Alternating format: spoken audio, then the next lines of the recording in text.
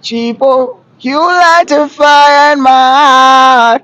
Ifuna uwe, baby, ifuna uwe wetwa. Hello, Terry. I can feel my temperature rising. Dukuchikira kure ko. I was on this end. There's some more Chipo, yo. I know. There's some more yo. Msandira Terry, there's mbite. some more yo. Azidi Azidi kutamba kutambana na moyo moyo wa wa mundu. mundu. Azidi Azidi kutambana kutambana moyo moyo wa wa mundu. mundu. Right, ndinoda kutendai mhuri yeZimbabwe nekuda kwesapoti yamunotipa pano paSaint TV abasa richienda mberi. Nhasi sekuona kwenyu kuti ndakagara pakati nhasi ndagara pakurema nhasi ndakagara pakati pevari kurema. Aiwa zvamai manje ava ndo vari kupisa. Mukoma Teri nasisi Chipo tasangana futi ipo paya patakasirepo takuita kunge tinongosangana pana pane ipo panapa panogona pane ngoda pasapa tisaita tsvakiridzo. handiti. Otherwise how are you? I'm good. Handiti nditori bhosva handiri kuzoona andimona nita matama mazuva. muri kuita matama emari iyi. Peace of mind. Peace of mind. Peace of mind ikaita zvimari mbichanhada mari ndinganyemba mara ubvuma uri kuramba kubvuma chikaukweretwa. mhuri yeZimbabwe ingada kutanga kuziva kuti anombonzi Terry G ndiani chaizvo akakurira kupi, anomboita nezveiko anonzi Terry G. Vazhinji vanongozomuzivira mutv but Terry anotova munhu anoraramawo here somewhere kana kuti ndewe mutv. Terry G zita rangu charinodonzi tichaona Terence Green. So pakuzonzi ndizonzi Terry G zvakangobva pakuti Terence Green vanangotora Terry naGreen vanangoti Terry G. Before ndisati ndanyanyopinda music, I started music ndicha gospel chete ndichiri kubonzo wangu born to worship, but ndaisaziva kuti Mwari aiziva kuti handisi kuzoimba gospel chete. Ndakaona sendiri kugona kuzozvilimita, then ndakazongochinja zita raini ndichibva ndazozviti Terry G. So ndakakurira kuwadzana ndakaberekerwa paHarare hospital. So pandakaberekerwa inini doctor anga akatopredicted this baby is not going to survive for more than 2 months. Vachiona condition nechichiva hatombooni, haafungi, haagone kutaura chichi. So vaitaurira mai vangu kuti no, ukutozvipa bhedhi nezera rako because she was still young. So tikakupa mutoro uyo hauchazokuremera. Saka dai wangogara wamusiya kumba mwana wese. Handizive kuti courage yavakaita mai vangu yekuti vakati hainini mwana wangu ndoenda naye totoenda naye chete zvakadaro. Vakabva vangoita zvaizvo kuti handi kutakura mwana wangu zvakadaro. Bva vangobuda vasina kuti chichacho. But the doctor was shocked kuzondiona after 5 years ndakangwarisa zvimwe zviri too much. So kudarika zvamuri izvezvi kungwara nekuwawa machuwa zvinosiyana. Because pane kungwara kweudiki kwekwe kozoti kana wakura unenge wamachuwa wakangwara. Unenge wakura wakangwara. Saka kana uri mudiki unenge uchingotaura zvese zvangouya. So ndaingove munhu aitaurisa chete. Alright. So zvemusic zvakatanga rini zvekuimba izvi? Ndezvozvarwa nazvo here kana kuti pane kwamakatodiscoverwa? Inini handichatoimbi mazuva. Alright. Ndaimba. Kuimba tiri kuti tine honai maZimbabweans andiwo zvezvandichaimbe isi kutofira kutoti murume uyu unorova mumhanzi. Zvekuimba ndikutoda zvevoice. Alright. Because voice paunoita uchikura rinoita ndichitaura hangu tiri mudiki ndaimba. Zvekuimba kuimba the whole night. Machechi vaitonitemba kuti tikunotora tichazotiimbira.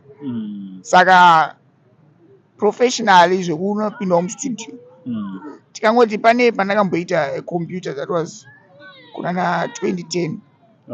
Saka ndakangozobuildawo kabedroom studio kangu ndo kandakatanga kungorekodha chizvigadzirira mainstruments ndichidididi because ndaiziva kuti kuenda mumastudio mwangu yacho kwainetsa.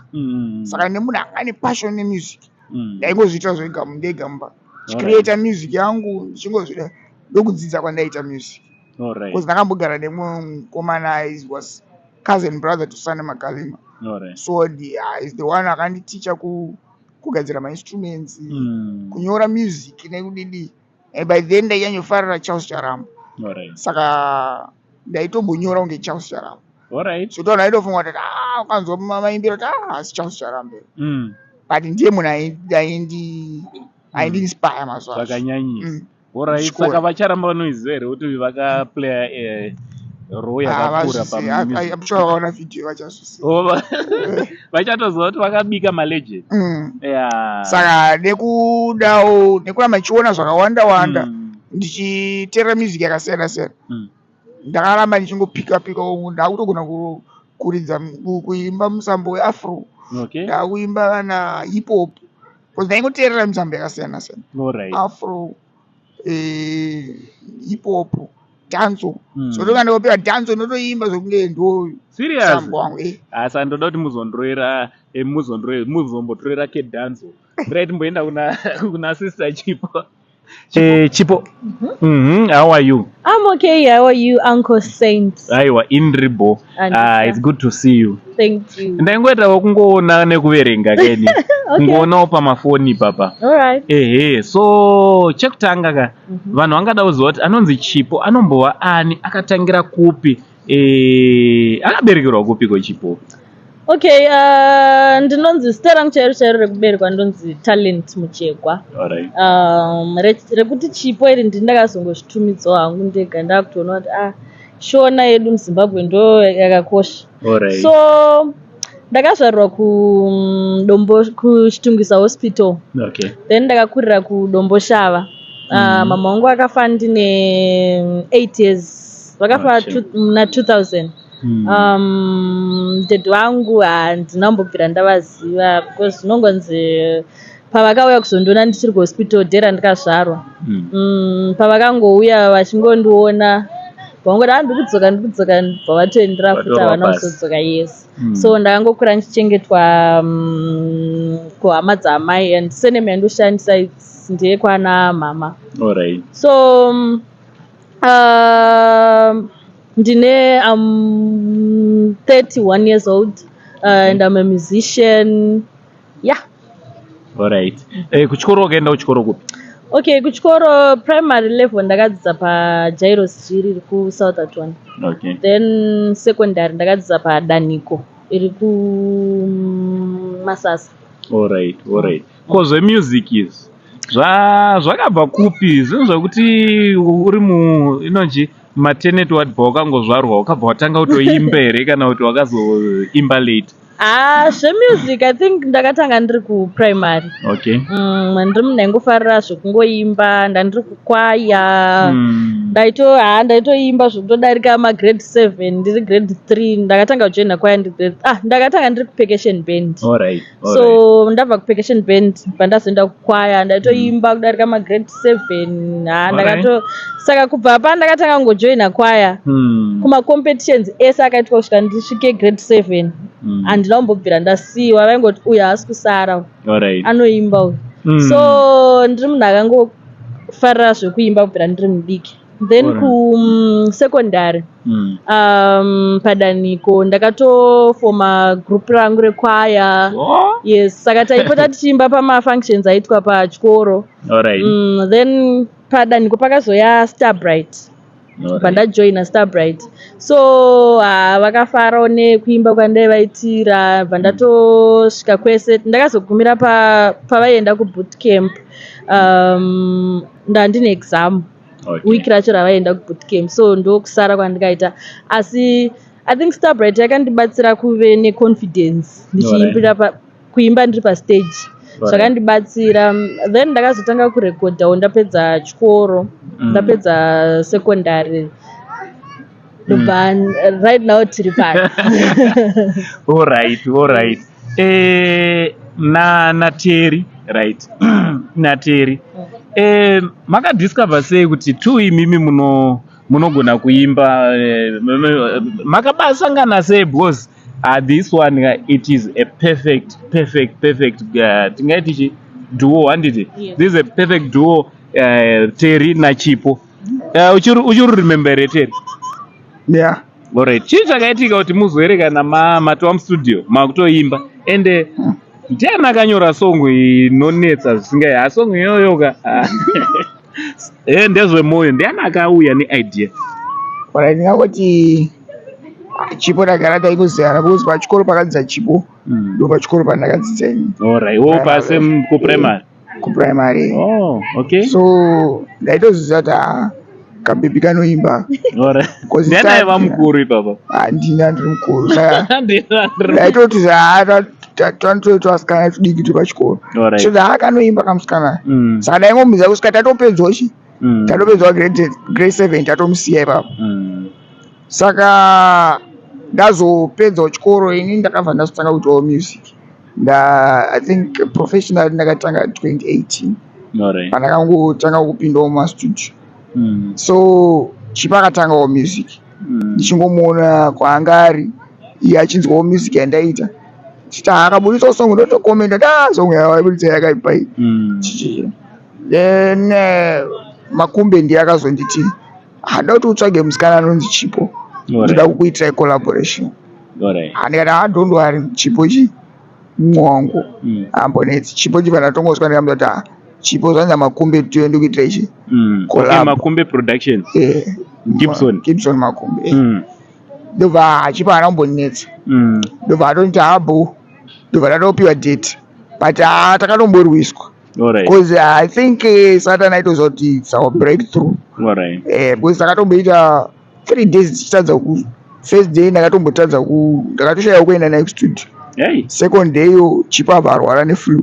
But echi3 ndo patakazoti unorarira kustudio manje. Serious? So kutonorarira pamakumbe production. Hatina kuzorarira ini. But makasara mbika. Takamuka ikoko takalala ikoko.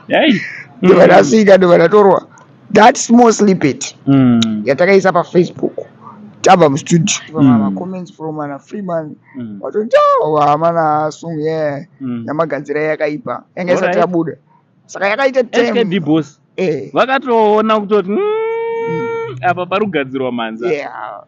Saka yakatitora time because taida kuti ibude nevideo tiibude because of finances taisina mari. Saka yakambotsvaga tumari tidini kusvika mazuva acho Chipo anga aina manager wake akazokuti alright regai ndiite tingobhadhara video vatangobhadhara vazobhadhara video but isati rabuda pakaita kanenge 3 weeks but ndainetswa from South Africa makozo kusong ndezvemoyo muri kuita sei kona sa ndezvemoyo yakatanga kutopisa isati yabuda yakatora machallenge yakatanga kuita machallenge paTikTok isati yabuda. Pakazobuda original sound yacho yanga yatonetsa yanga yatotendera paTikTok da. Alright. Saka ndo kutanga kwatakaita naChipo. Then taona kuti pane impact pataita titu. Then takabva tangozoti let's just work together. Timboona kuti tikaramba tichipusha titese tinosvika papi. Then we did another song muna November. Makafanana. It was an idea yamakumbe futi. Akati nda kuti muite akangoti pa concept. Tichipata nogadzira song. Chidzoro. Vayaputika futi. Okay, so Terry semunhu wandagara ndaiziva kubvira kudhara but tiri kuprimary Terry manje ndasingamuziva achiimba. Angori mufesi akangonyarara meno taita nezvei tatisingawirani futi nokuti tatikamakana tatisingangotaure tese. But then sevanhu vakagara vakura vese takazongoonanawo kumaorganizations ataionana naTerry tabvira kunzi todanana kubvira kudhara. Aiwa chimbomirawo pati ipapo mubvudzi wangu akazomirira musada kutanga kuzidefenda. Alright handei makabvira kunzi modanana kare kubvira kudhara. So kusvika izvezvi then paakazondibata kuti paakazondiudza kuti ndanzi naMakumbe ndikutsvage tiite song tese ndikati it's okay. Handinomboda kuramba unoita sei but taenda kustudio but anorekodha song yedu Mbva yatopisa song. Kutoona munhu wese akutoita TikTok video chitiktok patinenge tichi like zvinhu zvasatojaira like kufamba like mutauni ndosaka hesipo kana vakanoona ndiri ndega chipo uko Teri ari kupi like atigare tese guys. Teri anogara kuchitungwiza indogara kuNorton saka I think zvinhu zviri right experience yatiri kusangana nayo I think it's good. Alright, pamubvunzo wawada kumhanyira kupindura iwewe naTeri uyu Teri ari pamudanane because toda kutaura nachokwadi as it is right now masocial media platforms chichi pese isusu tiri kutongoona vanhu vanodi vanodanana. Alright, ini naTeri alright pandati pepe takabvira kudhara tichinzi tinodanana ndadanana nefriend yake. Alright. Then friend yake yaibhoekana nemawirirano ataiita ini naTeri so akabva angofunga kuti tinodanana so kubvira ipapo kusvika izvozvi hatina kutombobvira tadanana ini naTeri tingori totoonana sebrother nesister titombodanana. Alright. Rega ndimbomubvunza Teri aiwa Chipo aripo last time patakaita interview anga asipo wakataura zviri different pane zvekutaura kufara zvangu unotiwo kudini ma-allegations ekuti iwewe naChipo munodanana? Unoona maonero evanhu anosiyana vanhu vanogona kutoona takatofitana but naChipo kudanana unotonetsa because tagara tongomarana. Mumarana nemusic yamobuditsa iyi ndeyevanhu vanowirirana kana tiri music tamba business aiwa bullshit but kana kuti titange kuita conversation dzimwe dzese esada kutotukana saka ndifunga kuti imba yacho inobude mwiri anongoza zvinongoita brother nesister brother nesister zvinonyanyonetsa kuti vanyatsouti zvototi paipai pamunoona tiita mavideos ekudzanzi azokiswa chichi anoitoremerwa because Chipo neitomuona zanzotia. Alright. Saka wewe uri kuti zvekudanana izvi vanhu ngavasiyane nazvo. Ngavasiyane nazvo. Saka tatsanzvadzi yangu kuroorwa. Saka uri kuti munhu akatouya through seni ndikauya through iwe kuti undirosotere baby. Unogona kutofambisa manyaya dzacho. Aiwa. Vanenge ujairira mwana.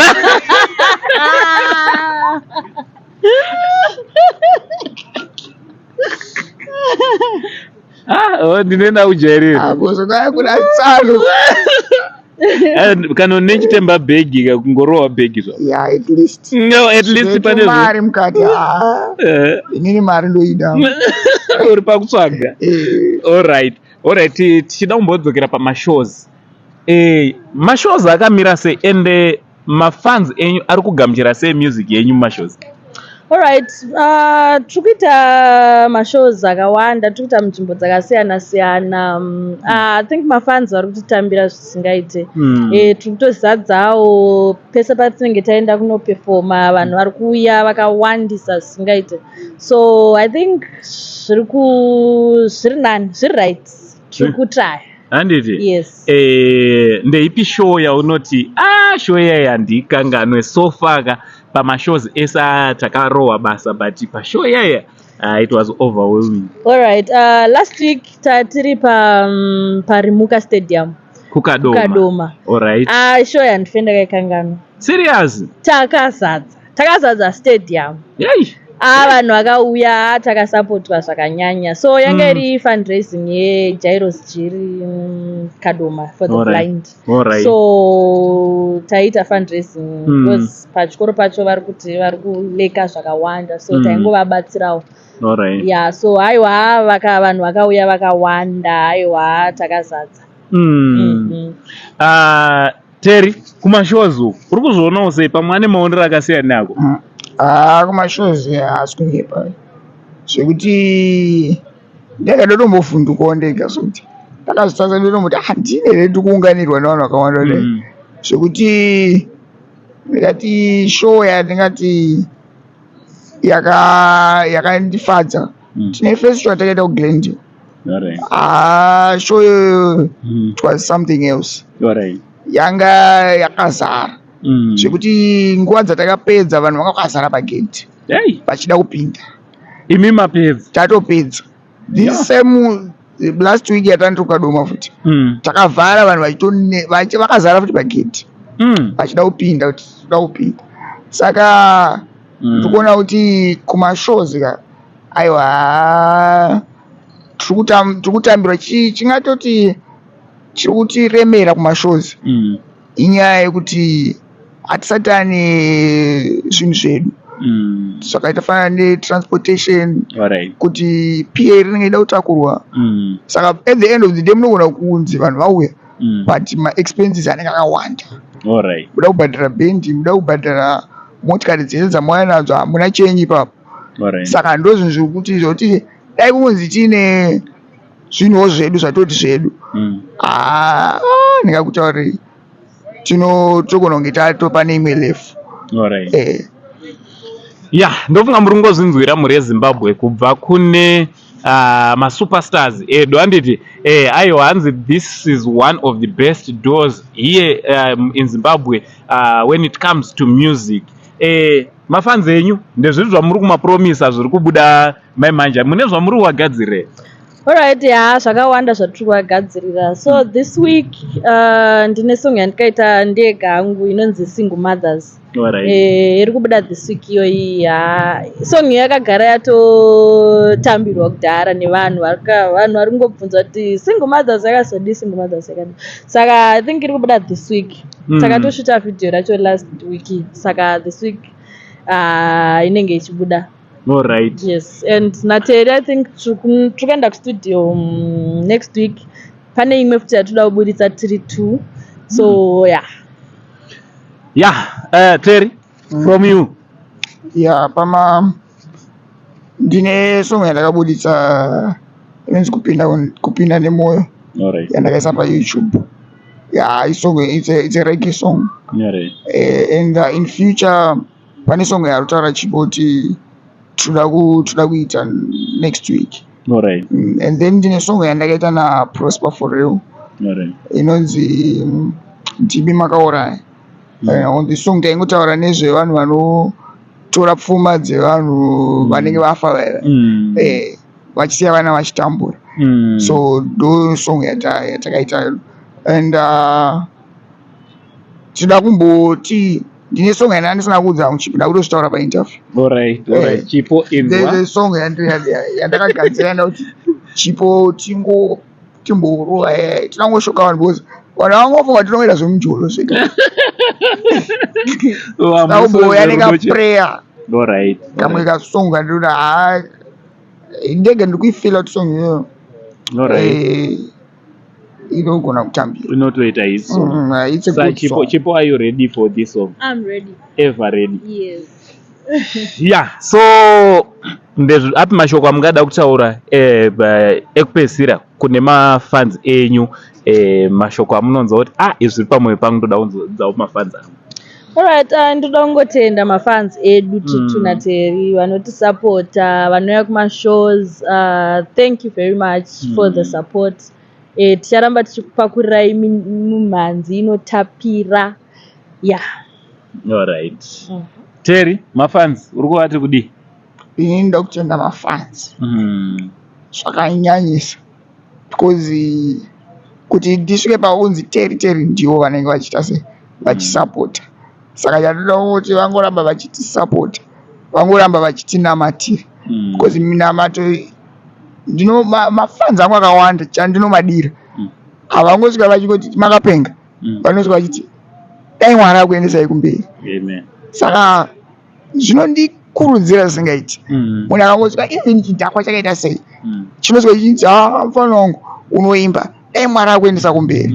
Saka that thing zvinoita kuti ndifile kuti kana nyangwe kwanzi kune mweya kumadzidza edu but minamato yevanhu vese yavo haingakundwe nezvekumusha kwedu. Minamato ikawanda ndio ichatotisumudza. Saka ndinoda kungotenda mafans kuti ngaaramba achitisapota. Ticharamba tichingoisa effort yedu yese pakuapa zvinhu zvinoita sei zvinonakidza. Ndofunga mazvinzwira kubva kuna Chipo Muchegwa naTerry G. Aiwa, ngatirambe tichivasapota tiite kuti basa ravo rirambe richienda mberi. Thank you so much nekuva nesu pano paSaint TV. Thank you, Uncle Saint. Aiwa, thank you Mngoma Terry. Aiwa, thank you. Right, from Chipo Muchegwa, Uncle Saint naTerry G. For now, it's much love.